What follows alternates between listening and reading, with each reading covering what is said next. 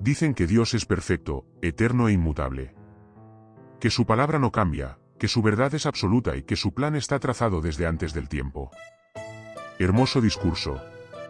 Pero en el año 325, parece que al Todopoderoso se le trabó el Excel celestial. Y hubo que convocar una junta urgente para decidir quién era su hijo y qué demonios significaba exactamente divino.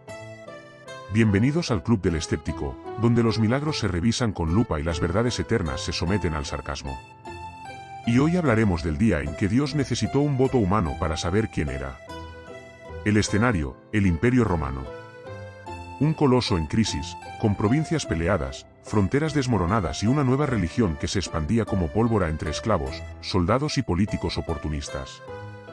El cristianismo, que había empezado como un movimiento de rebeldes espirituales, ya estaba tan dividido que parecía un grupo de WhatsApp lleno de teólogos con ego. Cada comunidad tenía su versión de Jesús, y cada obispo juraba tener la única y auténtica verdad. La fe se había vuelto una guerra interna. Y si algo odiaba Roma, era la desunión.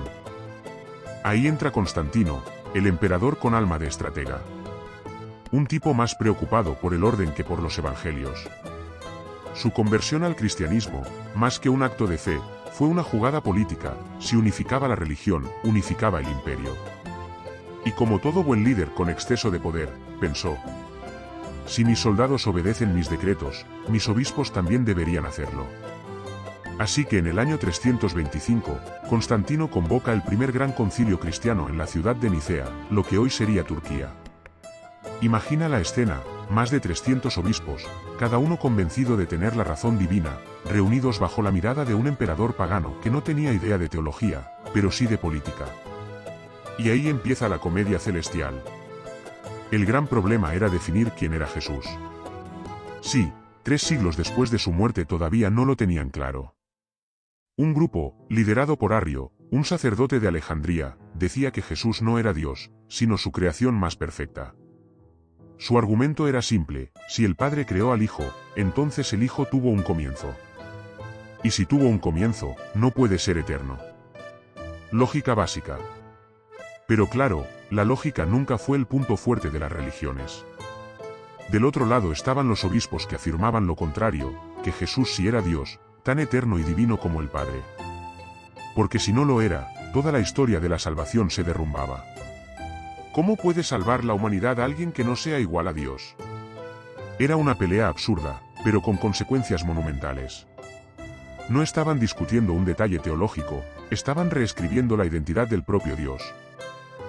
Las discusiones se extendieron durante semanas.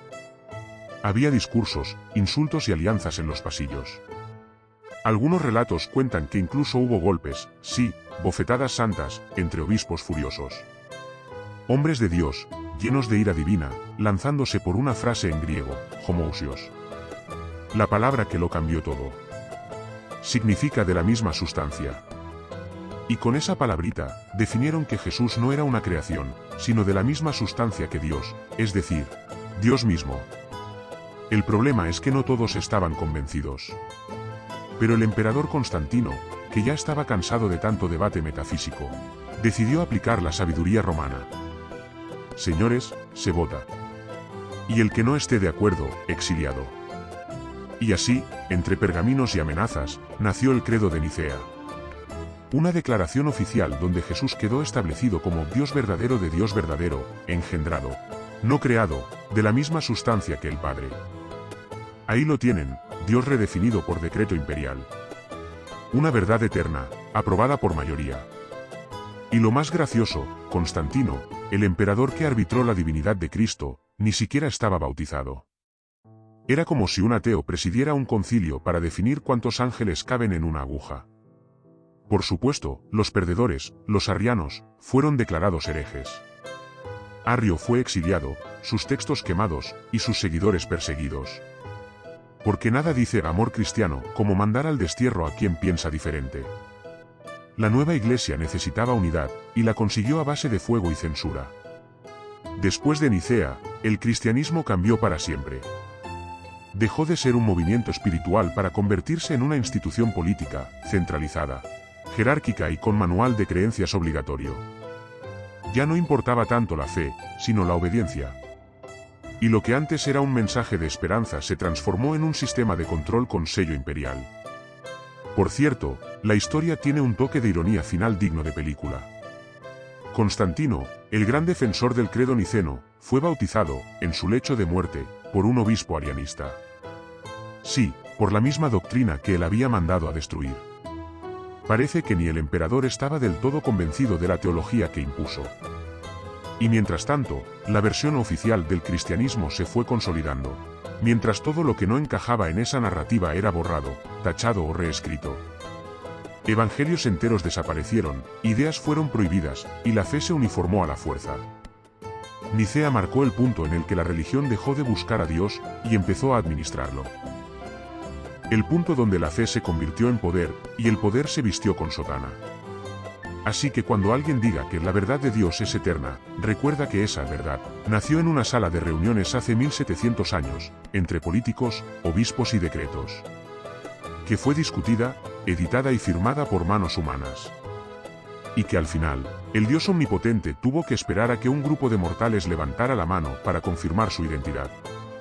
El concilio de Nicea no fue una revelación divina. Fue una reunión de marketing teológico con intereses imperiales. Una jugada maestra donde la fe se volvió política, y la política, religión. Y desde entonces, millones repiten ese credo sin saber que fue redactado al ritmo de los caprichos de un emperador. Así que sí, hubo un día en que Dios necesitó un voto. Y ese día nació el cristianismo que hoy conocemos. El Dios que supuestamente lo sabe todo, tuvo que ser definido por decreto humano. Si te gustó este viaje por el lado más terrenal de lo divino, dale like. Suscríbete y acompáñanos en el Club del Escéptico. Porque aquí no repetimos dogmas. Los desarmamos.